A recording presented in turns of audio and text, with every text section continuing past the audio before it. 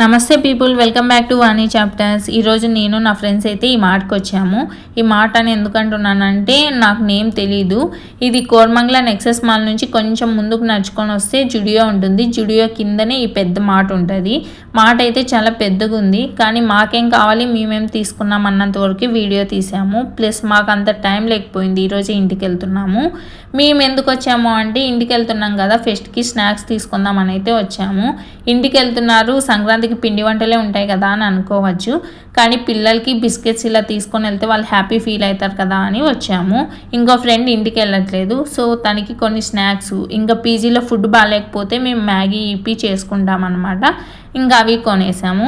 ఇక్కడ నాన్ వెజ్కి సంబంధించినవి కూడా అన్నీ ఉన్నాయి.